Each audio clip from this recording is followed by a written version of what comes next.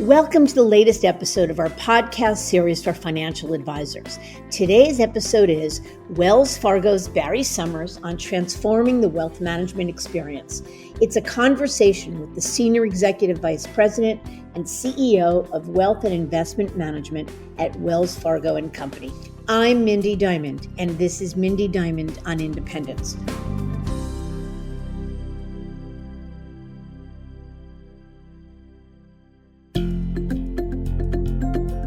This podcast is available on our website, diamond-consultants.com, as well as Apple Podcasts and other major podcast platforms. If you are not already a subscriber and want to be notified of new show releases, please subscribe right on your favorite podcast platform or on the episode page on our website. For Apple Podcast users, I'd be grateful if you'd give the show a review. Your input helps us to make the series better and alerts other advisors like you who may find the content to be relevant. And while you're at it, if you know others who are considering change or simply looking to learn more about the industry landscape, please feel free to share this episode or the series widely. Please note, our goal with this series is to provide listeners with a complete view of the industry landscape.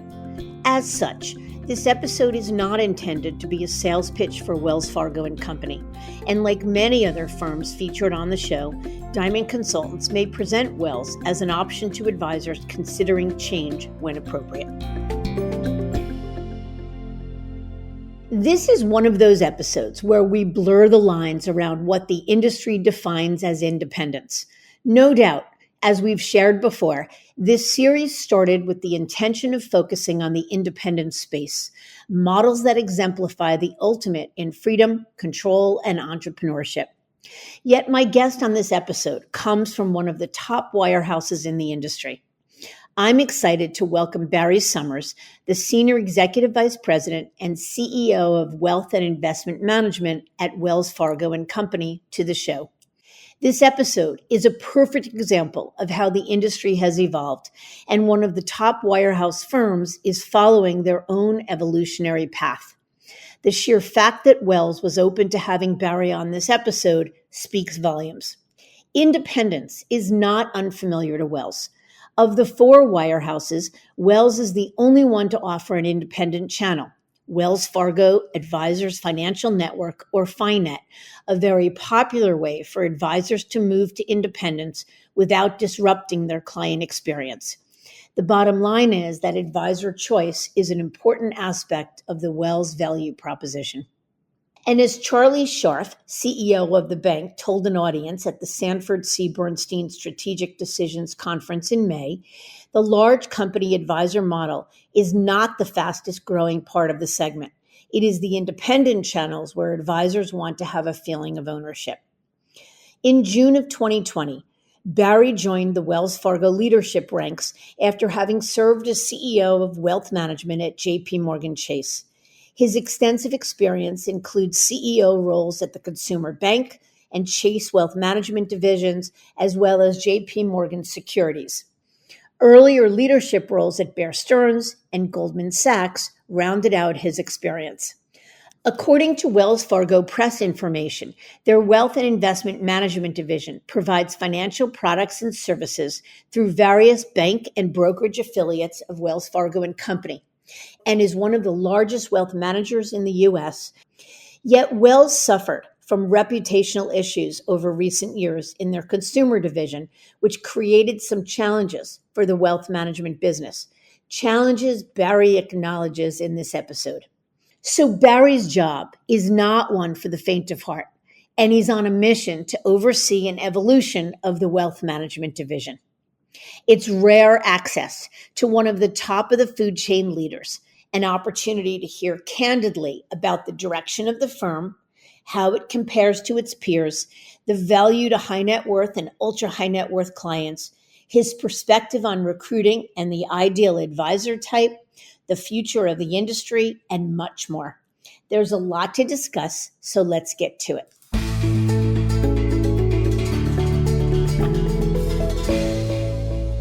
Barry, thank you so very much for joining us today. My pleasure. Thanks for having me. You bet. All right, a lot to unpack, lots we want to talk about. So let's jump right in. I guess let's start at the beginning. So tell us about yourself and your career path to becoming the CEO of wealth management at Wells. Sure. I've been very fortunate being been given some really great opportunities in my career. The way I got into this business, which I think you'll find interesting, is my mother was an advisor. Actually, she still is today. She's 82 years old. Oh, She's a financial advisor. She has been my mentor in this business and got me my first job, and an amazing woman. So that was the impetus for me to get into financial services. So was in Goldman Sachs Asset Management for my first few years.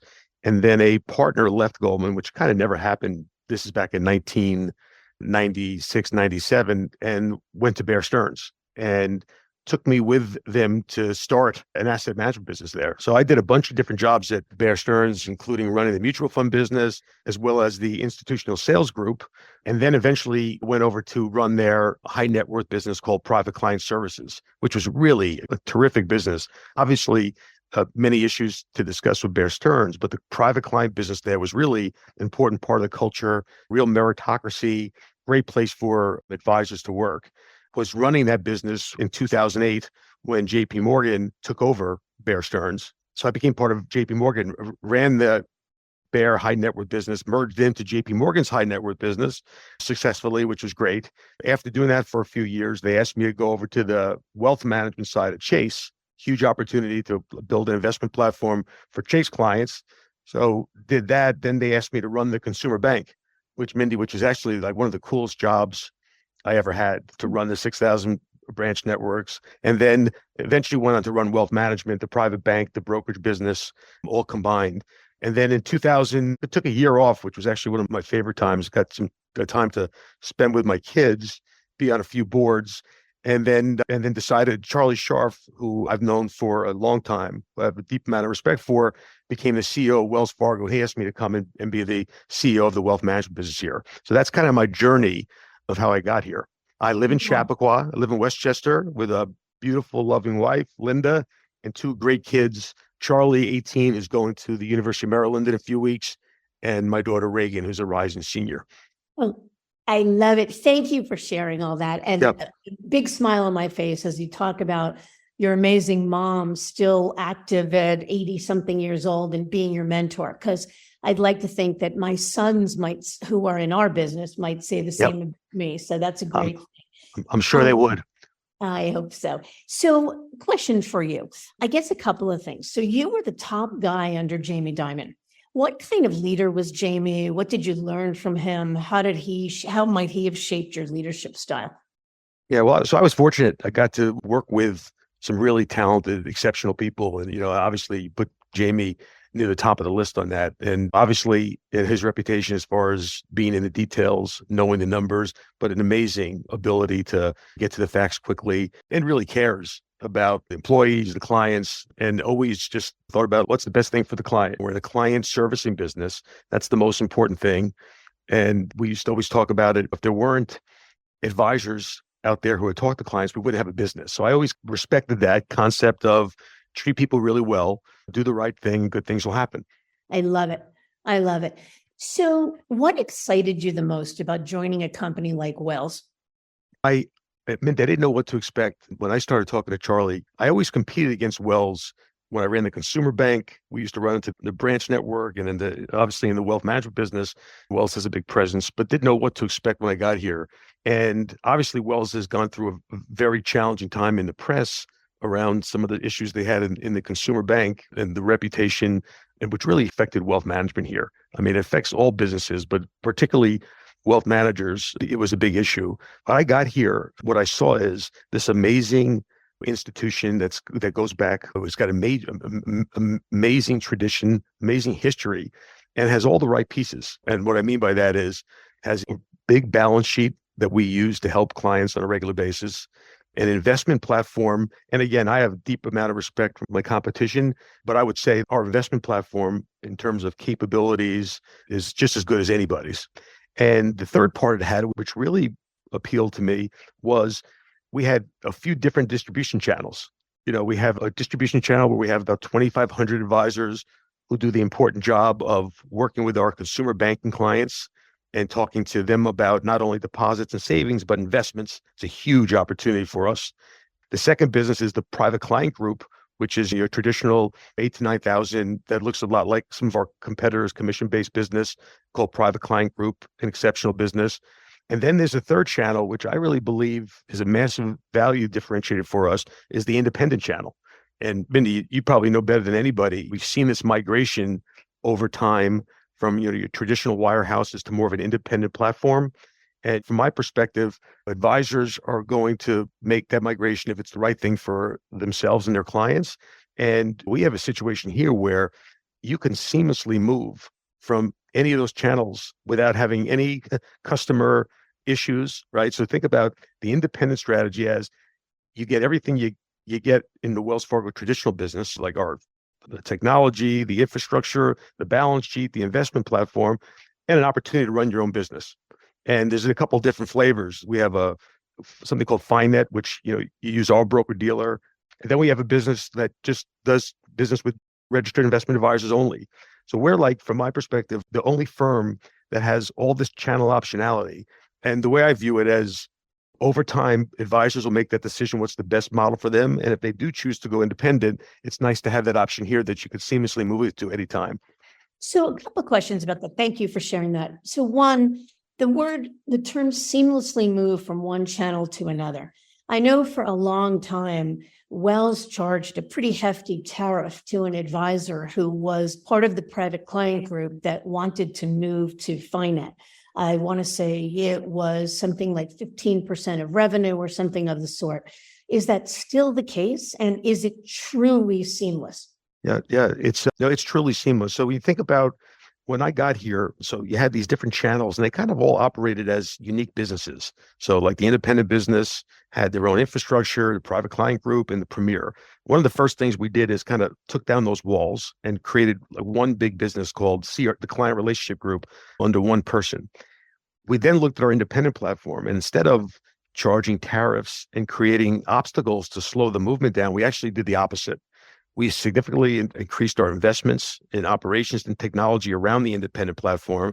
And if you're an advisor in a private client group and you want to move to business, there's absolutely no financial tariff or tax that we charge. And again, our ultimate goal is to make it as seamless as possible. And certainly from a client perspective, not changing account numbers, not doing anything. But again, we have not created any obstacles. In fact, maybe the opposite for advisors who think that's the right decision for them and the clients to move to the independent channel. Yeah.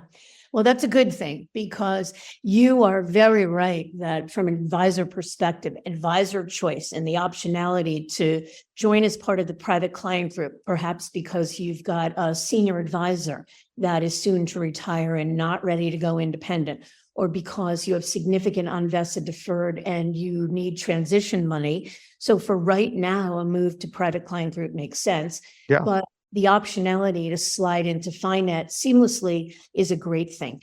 Yeah, and again, and just in full disclosure, like when I say seamlessly, if there is an upfront package into the private client group, we do have to get through the loan period. So we don't have you come into the private client group with a large package and then move the next year. So like when I say seamlessly, if you happen to come in here with a package, you can't get the kind of packages we do for our private client group and move the next day to FiNet. Mm-hmm. So how long would they need to be part of the private client group before, if they wanted to slide into independence?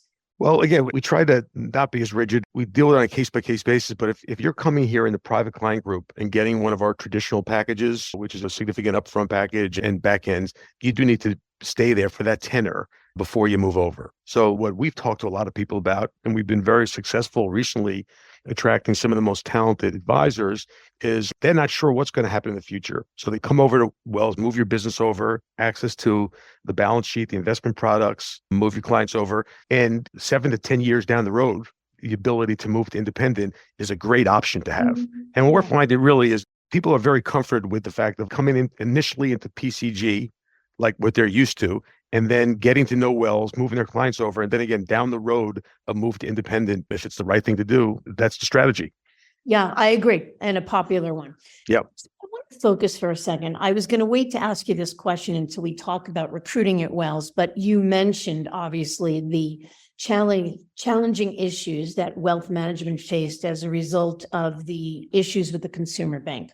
So we know that it had not only an outsized impact on recruiting for a long time, but it absolutely impacted advisor attrition. It created a difficult time for Wells Fargo advisors in having to defend themselves given the negative press. And so I'm wondering to what extent you believe those issues are completely in the rearview mirror. Well, we've been very upfront that we've had issues. Our number one focus is to fix them and move forward. So from my perspective, every day we work to make this place a better place. I definitely think it's in the rearview mirror, right? And every day we get a little further from it and operate this business like it should be run. It gets easier. The best way I can describe it, it's easy for me to say that the reputation issues are getting much better.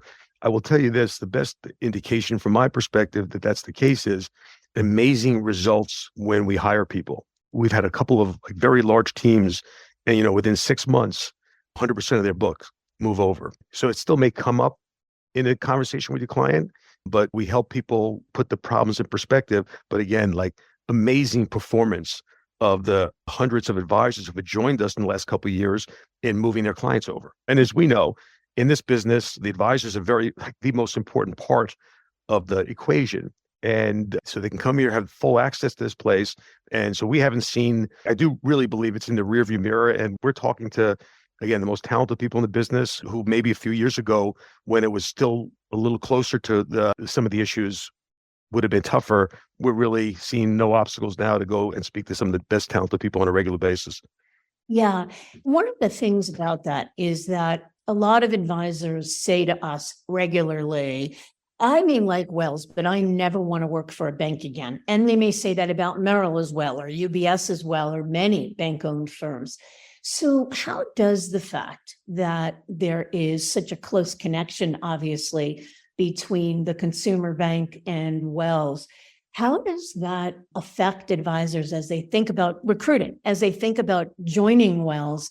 That what's the protection or the guarantee that something like the issues that happened before don't happen again? Again, yeah. Well, to answer the first question, I think it's a huge advantage when you come to Wells Fargo, the fact that we have a large consumer bank with 6,000 branches, which enable us to service clients, including our wealth management clients, when they need to be. To me, that's a great resource to have. Right. So we're at the point now where you never have to go into one of the consumer bank branches, but they're fully available to our clients. So to me, it's a platform and a resource that's available to our clients. Obviously, I can't tell you that, can't guarantee to people that there aren't going to be issues inside the bank. But what I can tell you is that we got a really incredible management team who works hard every single day. And to me, the benefits of coming here or you get the full resources of a large financial institution. So one of the most important things, especially on the independent side, is to be able to holistically help clients from a full balance sheet perspective. So coming here and having the investment platform that we have connected to this balance sheet that allows us to be there when our clients need us, whether it's a traditional mortgage, security-based loan, custom loans. I mean, we really believe that our ability to lend clients money and work with them when they need us is a really important factor, and having that part of the equation is really important. So it brings me to a follow-up question on that. You say that some of the most talented advisors and productive advisors in the industry are talking to Wells and joining Wells and having great success. What do you think it is that when those advisors are talking to Wells, and they're undoubtedly also talking to Morgan Stanley and Merrill Lynch and UBS and many other options, what do you think it is that draws them to Wells versus some of the others? Well, what I encourage them to do is when they're doing their due diligence, right? I've been doing this a long time. From my perspective, it's important that both us as well as the people coming here, we're on the same page and we manage expectations. So I'm a big proponent of come in here, do the due diligence, meet the most senior people. We're going to give you honest answers. I mean, the reality is when I got here 3 years ago, there were some significant issues from an ops and tech side that we needed to invest in. And I said when I got here, it's one of the big advantages of working at a large place like Wells. When I go into Charlie Shar's office and say, we need a significant investment to fix some of these problems, we made that investment. And the place is a different place today than it was 3 years ago from a technology and ops perspective. So I think when people get here, they come here, they see all the full capabilities, right? Balance sheet investment products, the channel optionality, and most importantly, a management team that cares and respects what they do for a living. Every single day I wake up, the only way I could do this job is like every decision I make, I think about how is this decision going to affect the advisor? So if we have like a bunch of managers out in the field who really care and consider themselves working for the advisors with all these capabilities, it's a great story, Wells. A really great story. Again, has all the capabilities with full optionality. And, it's great to, when we made those significant investments, see that work now come to fruition and seeing the changes. And the best way I measure our success is attrition. As you said, 5-6 years ago, attrition was a major problem. It's not today at all. I mean, every wealth management business is going to have a certain level of attrition. But if we do a really good job and think about advisors and run this place the way it should be, I don't worry about attrition going forward. And I'm confident that we'll continue to attract really talented people.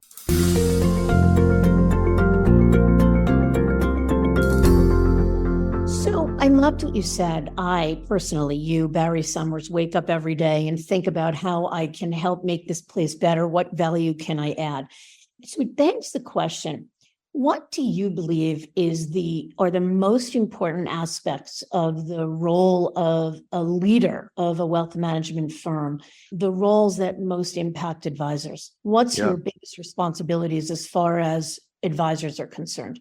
That's a great question. But every decision that, I should say me and my management team make on a regular basis, look at it through the lens of how this is going to affect our advisors and clients. My job is to put together a strategy that allows advisors to conduct business the way they want, allows them to have full access to the resources of the firm, to get that strategy in place, make sure we execute it. And a really important part is communication. I have all the time in the world for constructive insight from advisors or whether things are working or not. So I try to stay very close to the advisors. There's a large group of advisors across the country that I regularly talk to, because to me, that's the only way you're going to really understand what's happening. So part of my job is to stay very close.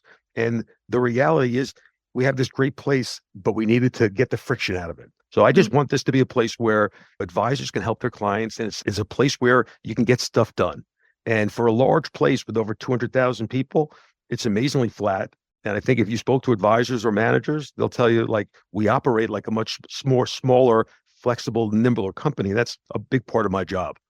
Yeah, I love that. I love a couple of things you said. One, when we talk to advisors about Wells, that is the biggest feedback we get, is that it's a non-New York based, and they say that sort of tongue in cheek, but I think sort of the Midwest ethos they sense, and that it's a place that operates as a flat organization where you can get things done. You're absolutely right. I'm listening to about your believing that your biggest mandate is staying close to the advisors and listening to them and understanding what's important to them. I am reflecting back about 6 months ago, I interviewed Andy Sieg, who was the head of your role of Merrill Lynch Wealth Management. And one of the most important questions I asked him the question about, what do you think same question I just asked you, what is the most important mandate? What do you think the job of the leader of wealth management is with respect to advisors? And his answer was to provide a platform and technology and resources that allow advisors to be the most productive. And I think that that's a great answer. I think you would probably say the same. But what I asked him as a follow-up to me was very telling. I said, so right now you've got, and he was talking about how advisors now are incredibly productive, growing at X amount and all of that. So I said to him, that's great. So do you believe then that productivity, advisors' growth and increase in productivity is necessarily synonymous with contentment or happiness or glad that they remain with the firm? How would you answer that? Because his answer was, yes, it's my job to make them productive. Productive advisors are happy advisors. Yeah, again, From my perspective, advisors for the most part are self-motivated, right? And we try to track, like the number one thing is do the right thing, right? Put the client first. And it's my job to make sure that as they serve their clients and want to increase their productivity, that I do the best job possible to make sure that we eliminate any obstacles that are there. Now you should know, like any place, like there are rules and we need to follow them. So part of having a good relationship with advisors is they trust that, like, when we can't do something, it's not a decision that a bunch of people made in a home office that don't understand this business. It's being made by a bunch of people who wake up every single day and really care about what's going on. When I mean, the best way we kind of changed the culture of this place in the last 3 years is when I got here, as I went around the country, we didn't have a ton of credibility, right? I just got here and there was a few other people here, had some turnover. So I said, forget about credibility. We go with transparency. So we have a scorecard. Every single problem that we have that advisors bring up, we have a scorecard, and those problems, we give quick answers, right? Like, here's the problem. We have a person's name next to it who's responsible to fix it and when. So when I say to people like, okay, we're going to work on that, don't trust me, look at the scorecard. And so our obsession every single day, Mindy, is focus on the scorecard. If you looked at the scorecard, most of the stuff on there is like advisors wanting to do things that are better for their clients, simple, easy, faster, right? So our obsession is be like really laser focused on that advisor client experience, do our best job possible to make this place as flat as possible, and to make the vast resources of Wells available, to our clients and advisors. I mean, if you think about it, we have one of the largest commercial banks in the country, a growing investment bank, a full service consumer bank. Just think about our ability now to like really make this place operate as one.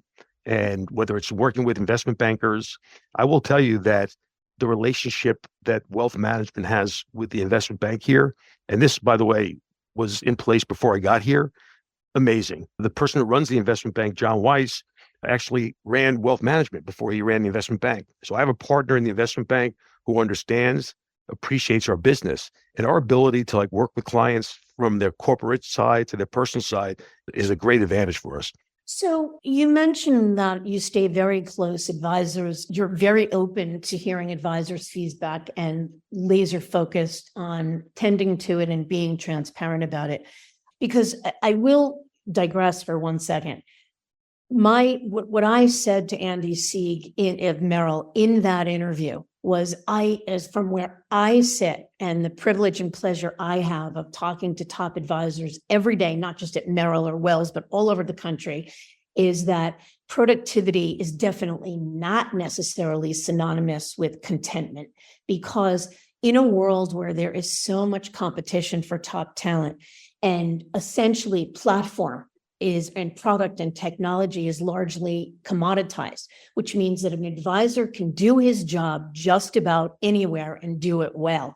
It is much more about lack of bureaucracy and transparency and communication and ease of doing business and a culture of yes as opposed to a no and a flat organization. And so I like a lot of what you're saying. What I'm wondering, though, is Wells with 200,000 employees is, no matter how flat it is still a bureaucracy.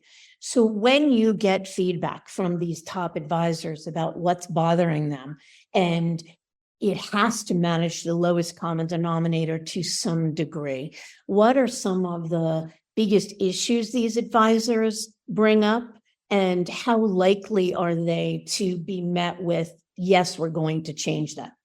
Well, I would say if you asked me that question 3 years ago, I would say the number one issue was from a technology perspective and ops, we were a step behind. And again, we made a huge investment in our front end platform, which we're rolling on now, called Advisor Gateway, our back end, which makes it quicker, faster, and their whole entire client experience, like the ability to open up a roadmap to open up any account digitally, no paper, deliver really good client experience. And we're on that journey. We're not 100% there yet, but we're on our journey. So I think that's what they will tell you, is that from the client experience, we completely redid our mobile experience, new mobile app. We're looking at every single part of it. My management team, whether it's like Michelle Moore, who runs the digital side of the business, or Sol, who runs PCG, or head of risk, like these are a bunch of people who's every single day we come in and think about like if I were an advisor, what are the important things we should focus on? So the reason I think all those things like the productivity and contentment is, yeah, you're right. Like I have a lot of respect for a competition, and like very rarely could you sit in front of someone and say you should pick one platform over the other because there's a significant difference in the form of capabilities. I think the big difference is you want to come to work for a place that like genuinely respects what they do. And again, like I wouldn't have a job if it weren't for the 12,000 advisors that worked here. And that's how I run the place. And so does my management team, and people are noticing it. Yeah, that's fair. And I would Yeah. agree with that. So how does Wells think about branding and marketing for an advisor that's part of the private client group? How are they able to differentiate themselves? Because one of the biggest complaints we hear from advisors at your competition is that it's hard to differentiate themselves. Every website is branded Merrill, UBS, Morgan Stanley, whatever it is, and they're a cog in the wheel. Is it different at Wells? Yeah. But yeah. Again, now there are obviously rules, but in general, we try to be very flexible there. Certainly on the independent side, you have a lot of flexibility. I mean, you can call yourself your 1099 person and have a lot more flexibility. But like, I haven't had any advisor come to me and want to do a specific branding that I've seen as an issue. Now, I'm sure that doesn't mean that it's not out there, but if like I can't speak to any big reasons why we wouldn't give people, as long as we follow all the rules, some flexibility in how they market themselves. I will tell you that a big difference of Wells compared to some of the other firms out there is our private bank, Mindy, is not a distribution channel. It's a place for our ultra high net worth clients. So think of like clients with 10 million and above are private bank clients. We don't have a private bank at Wells who competes against our private client group business. So think of the private bank as no matter what door you walk into, a private bank experience, like the experience you have, whether it's trading limits, whether it's access to certain products, whether it's intellectual capital, private, if you're regardless of which channel you walk into, you get the Wells Fargo private bank experience. And what the private bank is not is a separate group of people at this company who are in the marketplace competing with you. So I think it's a big difference, right? Is take these distribution channels. It's important to have the three choices, but your experience from a client's perspective shouldn't be completely dependent on which door you walk in. So our obsession is to create that great private bank experience without having a private bank that competes against our distribution channel. So how does Wells compete against its major competitors with respect to serving ultra high net worth clients from a capabilities perspective, from a technology perspective, from a cultural perspective? I would say there's no gaps as far as from a capability perspective. We have a platform here, which happens every day. We service and handle some of the most complicated, ultra high net worth clients in the world. And we're able, because we have great advisors, to service that business. So that from a capability perspective, again, we're always improving, but from a product perspective and service perspective, the most important thing we could do is create this platform and attract great advisors. And those great advisors will bring in these clients. And again, when they get here, like it's our job to make sure that we make available the full resources of the firm. And that's our obsession. So if like from an ultra high net worth perspective, I don't wake up any day and say, I wish I had better alts platform. I wish it's quite the opposite. I look at our ability to lend money and our investment platform, put those two things together. We can compete with anybody on the ultra high net worth side. Got it. All right. So I want to switch a little bit thinking about recruiting. For a long time, a really long time, Wells was loath to write the biggest transition packages. They would have been highly competitive when recruiting, say, $1 million advisor. But if you presented them or a $5 million team was presented to them, they were loath to write a deal that was competitive with the likes of Merrill and Morgan and UBS and what everybody else was offering, rather writing the biggest deals for five $1 million teams than one $5 million team. And so the sense on the street is, at least for a long time, Wells just didn't have as many top producers. It didn't service as many ultra high net worth clients, and it wasn't really in the market for the biggest teams. How do you think about that now? Yeah, I would say that maybe the exact opposite is we sit there. And by the way, like some of the like biggest teams have joined here, and you can speak to them that in the past, and I can't speak to like why those decisions may have been made. Again, like since I've got here, I could tell you that we've hired large teams. Like the most important thing to us is hiring the right advisor who like puts the client first, does business the right way. Like the size of the team, it doesn't affect the way we think about it. In fact, like I think, again, look at our recent success. We could compete against anyone for the biggest, most sophisticated teams. And we still on a regular basis hire, $1 to $3 million producers. But go speak to a few of the teams that came here, large teams, and they will tell you from like from a like doing business platform, like we absolutely are open for business and for some of the most complicated, largest teams out there. And we look at it as a big opportunity, not an obstacle. So how would you think from a recruiting perspective and a transition package perspective, how competitive could you be? What would a transition package look like for let's use a $5 million team as an example? You more than anyone know, the deals out there. The way I look at the financial packages is most important thing we could do is have a platform that allows advisors to be productive and do the right thing and work with their clients. I think we have that. So the financial packages, like we obviously look at them on a regular basis, like the size of the teams, like we don't sit there for a larger team and put a discount on the financial upfront packages. Each package is looked at unique. We do a full due diligence.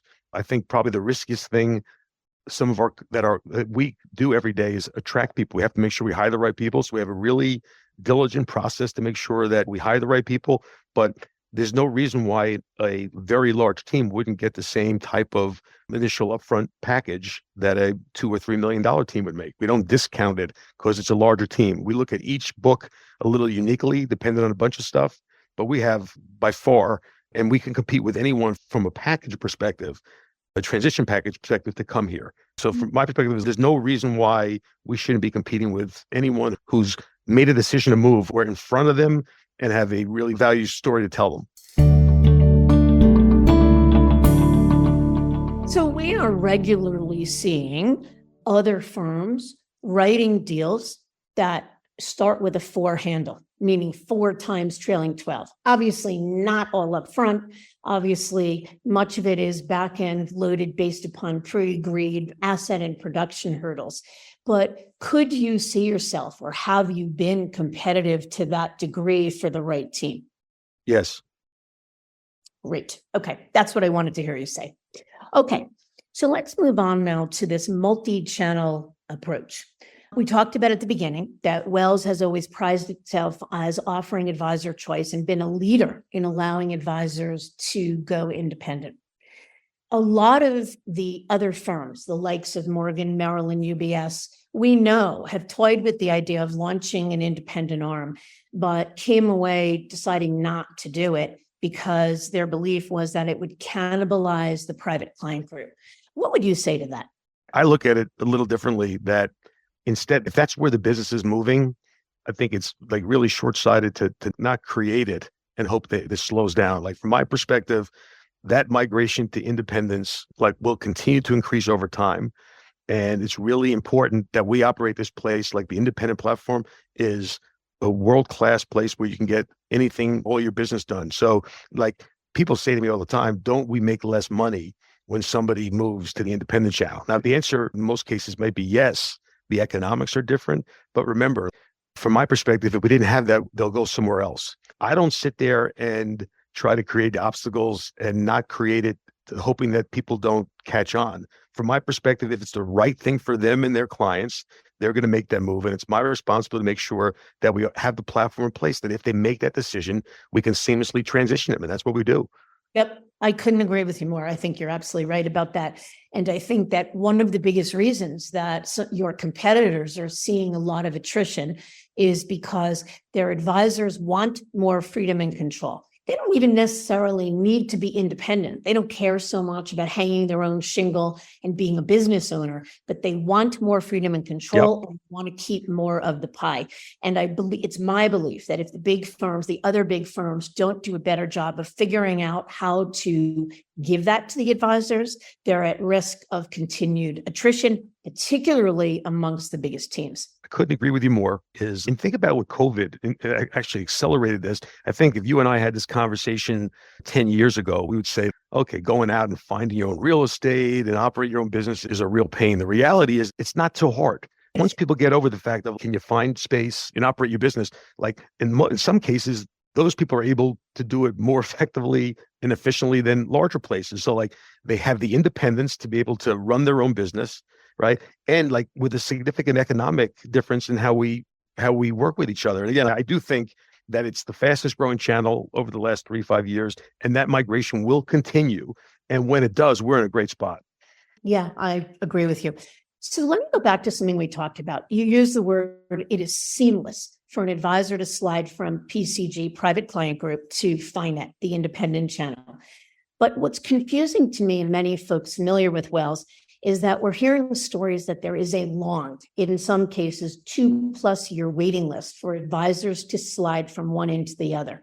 So how does that work? And does that long wait list put you at risk for attrition because some of those advisors don't want to wait? Yeah, there's not a 2 year wait list. The reality is we have a couple thousand people in the independent channel. Most of those people in the independent channel used to be not on the bank side, but in the private client group. And when I say seamlessly, right? Remember, forget it. Like that doesn't mean you can come here, get a 400% check and move the next day. So put the deal aside. If after you've been here, when the deal expires, the seamlessly thing to me means you make that decision and it's a seamless transfer. The clients don't need to change account numbers. Nothing needs to happen. Now, there has been a little bit of a backlog as more people have decided to do this, and we address that. But again, for the traditional private client group advisors who are always here on the commission-based side, like we don't try to create obstacles to slow it down. If it's the right thing for them, it's going to happen. Like from a resource perspective, we'll have to make sure that we have, because that transition, like you need to make sure you throw the right resources at it. So there may be some backlogs, but I don't think if anyone had a significant reason and there was a significant backlog, like I would love them to speak to me directly, because the reality is, again, for the private client group side, not the bank side, the private client group side, our strategy is if it's the right thing for you and your clients, that you should be able to do it. Okay, I love it. You heard it here, folks. All right, so let's transition a little bit to succession planning. It's a hot and important topic. And one of, I think, in my opinion, the greatest gifts that all big firms gave their advisors are these retire in place programs, so that a senior advisor has the opportunity to monetize their life's work in place without having to make a move. And so talk with us a little bit about Wells' Retire in Place program, which I believe is called Summit. Summit, yeah. And I agree. I mean, I think it's a really important part of any wealth management platform. Just like you said, Mindy, some of the advisors, when they make that decision to do other things in life and spend less time at work, they built a significant asset, this incredible relationships they have with their clients. That's incredibly valuable. And from my perspective, it's theirs. And their ability to work with and pick an advisor at Wells who they have a comfort level with, who knows the clients and knows the platform. So to make that experience exceptional for clients, to create a package where the person who created this business can monetize it. And most importantly, because all the good advisors will tell you they really do care about their clients. So not only is it important that they monetize it, but that they hand it to someone who they trust, who they know has the same capabilities that they have. So we have a great package in place. It's called Summit. It allows people to when they decide to retire, to sell that business to someone at Wells Fargo and which is just as competitive as any financial package out there. And to me, it's a really important thing to have, because everybody's talking. The reality is there's going to be a significant transfer of these businesses over the next 5-10 years. And we look at it like it's really important that we have the right package in place to acknowledge the great work an advisor has done to build that wealth, build that asset. They should get compensated for it. Yep.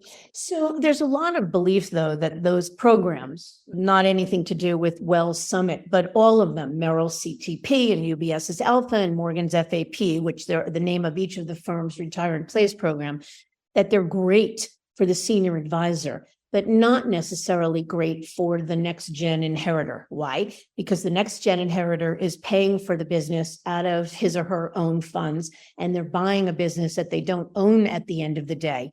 And by signing on to be that inheritor, they are further upping their commitment or the ties that bind to their firms. What do you think about that? I without giving the full details, because again, it's flexible. I actually think we have the way we look at it is I'm a partner with that person who's buying the business. We also make a financial commitment. The company does. It's really important. And it's important for us. We'll make the financial commitment, and so will the advisor. So they're not in it alone. right? They could look at us as we will help finance that transaction. And most importantly, make sure that we do our best job to seamlessly move the business over. So I think it's actually a very attractive deal we have in place. I mean, for any advisor at Wells Fargo who wants to acquire other businesses and grow, like I think that's an incredible strategy. And our job is to put together a package that makes sense for both the buyer and seller. And I look at us as a partner in that transaction. So I would hate to think like an advisor looks at it like they're in it alone. I'm perfectly willing to be a partner in that transaction because at the end of the day, our ultimate goal is to have a place where advisors can never leave and spend the rest of their career here. Mm-hmm. So let me ask you something else now. The industry landscape has expanded exponentially, and there are so many different ways and models for advisors to run their businesses. So in a lot of cases, there is less of a case to be made for working for a big bureaucracy. So what is the case that you would make for an advisor that's, say, at Merrill, Morgan, UBS, looking for more freedom and control? And now they're looking at going out and launching their own firm, being independent, and not necessarily NRIA I'm talking about. So they're not necessarily thinking about FINET. They're comparing it to the likes of, say, a Rockefeller or a JP Morgan Securities, more of a boutique firm, or the case to going to whether it be a Raymond James or an RBC or a Merrill or a Morgan. What is the case that to be made from your perspective of working for a big firm like Wells? Well, this is really important. So the move towards an independent, if they want more independence and want to run their own firm, like we believe, and this is just a fact, is that like having a balance sheet and be able to lend clients money and handle their banking stuff is not a nice to have, it's a need to have in this business today. So like we look at our independent platform as if you want more independence, right? And it's the right thing for you and your clients. When you come over here, you have not only access to the investment products, but full access to all of our balance sheet products. Again, I have a lot of respect for my competition. There's a few firms in there, like from an independent perspective, may provide you the independence, but don't provide you the ability to access a balance sheet. So again, I have deep respect for some of these boutique family office places that are setting up. But I think like the ability for us to be able to help clients with both sides of the balance sheet is imperative. So we give you the independence, give you full access, which includes lending, banking, and investments. I got it. And I think that that's right. I think that's absolutely right. That, for a while, the pendulum swung that everybody wanted independence. And the only way to get more freedom and control and really preserve their autonomy and agency over their life was to be fully independent. I think competition is a great thing. There are still many highly entrepreneurial advisors that should go independent. You can't be your own CEO. You can't give up your Series 7 and launch your own RIA as an employee. So you got to decide what it is you want to do, and choice is a good thing. But I think the pendulum has swung back, and there is a whole lot of mandate for people wanting to work for a big firm that has integrated resources and access to a balance sheet. Yeah, I agree. Well, I think what you just said is right. And from my perspective, we marry both those things together. Is if they want that independence, like you don't need to get that independence to sacrifice all the resources of a big bank. What's really important, Minnie, about our strategy is when you come through one of the doors, right? Like that experience for the advisor and client shouldn't be that different. So the reason most people pick some of these larger firms are because they have the resources and the bandwidth to handle their business. I look at the independent business here and say, yeah, you get all of the resources of a huge place with the flexibility of running your own business. We have some of the largest advisors out there. Again, and by the way, we're constantly going to continue to make improvements. And think of independent, remember, as 3 different flavors, like a hybrid, full RIA. Like very few people are out there that can deliver a full platform of independence at the same time giving you access to all the investment products and lending products of the bank. Mm-hmm. Yeah. All right. I want to do a lightning round here. So this podcast interview is a unique opportunity for an advisor to hear from the CEO of a big wealth management firm. So I want to ask you a few questions, and hear what you'd have to say. So the first, what do you think are the best practices for building a successful wealth management business? So what are some of the things that you've seen the best teams that work for Wells do? Like it all starts from my perspective is like every great team that I've worked with, puts the client in the middle of every single decision and action they make. So like to me, it's is like always ethical, honest, very good at being able to navigate large places and get resources and never lose fact of the fact that like at the end of the day, there's a client involved and we have to be laser focused in making sure that when we deliver these products, that it's done with an experience that is flawless. So like to me is they're the biggest and best teams to me. I don't mind taking calls all day long from advisors who are having issues like it's us not being able to deliver the firm. That's my job. So like to me, it's like the best teams come in every day and say, what does this mean to my client? And our job is to make sure we deliver that. Okay, next.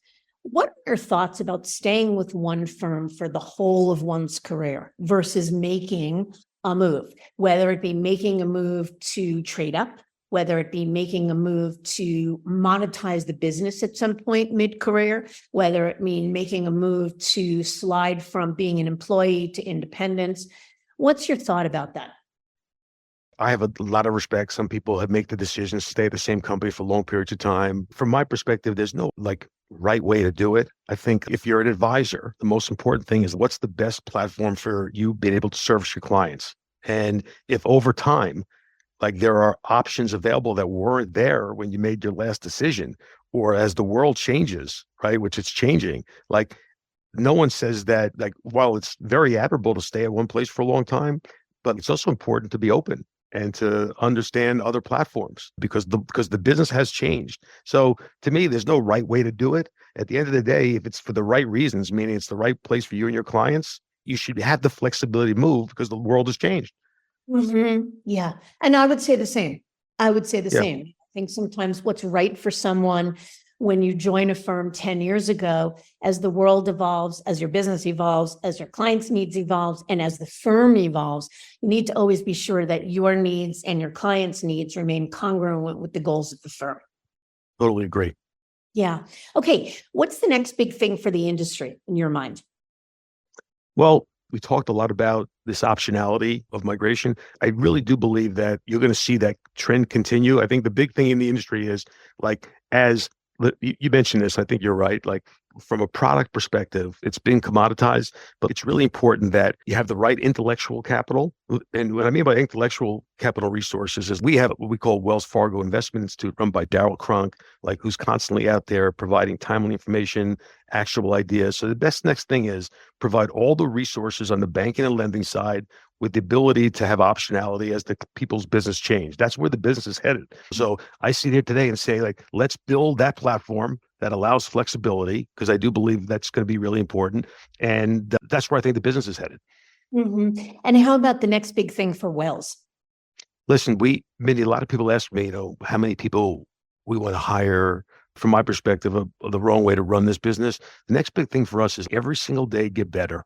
Every single day, make this place better for our advisors and our clients. Be laser focused on making this place better. If you wake up every single day and you're one of our managers and you go in with that attitude, like it's your job to make sure we get that done, we'll be in a great spot. So like the next thing for Wells is we spent a significant amount of resources and capital in fixing some of the problems. I sit here today with like full confidence that we're a great place for almost any team out there. And you're coming to a place with a management team that really cares and respects what you do every day. AI, do you worry about that as a threat to traditional wealth management? I look at it as a huge opportunity. We've been in a business for a long time where machines do a lot of stuff that we used to be able to do, like whether that's putting together a portfolio. I think the smart banks and financial firms out there will embrace it, not try to defend against it. But I'm 100% sure of one thing is that regardless of how sophisticated machine learning or deep learning or these neural networks get, nothing is going to take the place of a person. And I really do believe for a high net worth and ultra high net worth people specifically, that having that advisor is incredibly important. So let's embrace AI. Let's use the technology to help our clients do things better, faster, more efficient, but it's never going to take the place of a person.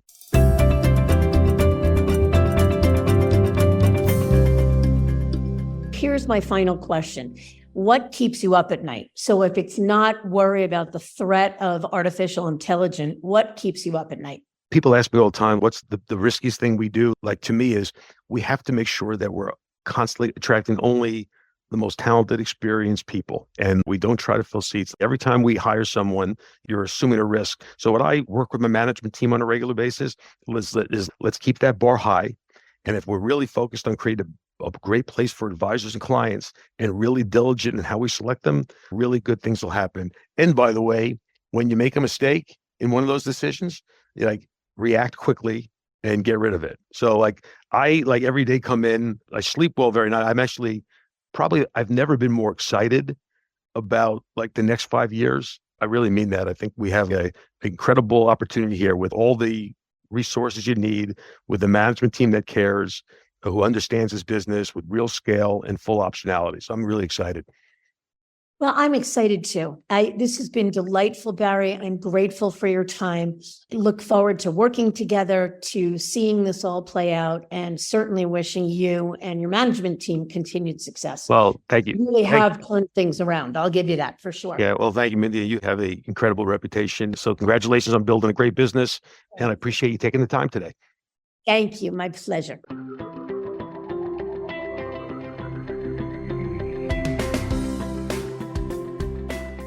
Barry shared his vision for Wells and their continued relevancy in a changing landscape. It's rare to have such unfettered access to leadership, especially at the wirehouses. So I'm grateful to Barry and his team for making it happen. I thank you for listening, and I encourage you to visit our website, diamond-consultants.com, and click on the Tools and Resources link for valuable content. You'll also find a link to subscribe for regular updates to the series. And if you're not a recipient of our weekly email, Perspectives for Advisors, click on the articles link to browse recent topics. These written pieces are an ideal way of staying informed about what's going on in the wealth management space without expending the energy that full-on exploration requires. You can feel free to email or call me if you have specific questions. I can be reached at 973-476-8578, which is my cell, or by email mdiamond@diamond-consultants.com. Please note that all requests are handled with complete discretion and confidentiality. And keep in mind that our services are available without cost to the advisor. You can see our website for more information. And again, if you enjoyed this episode, please feel free to share it with a colleague who might benefit from its content. If you're listening on the Apple Podcasts app, I'd be grateful if you gave it a star rating and a review. It will let other advisors know it's a show worth their time to listen to. This is Mindy Diamond on Independence.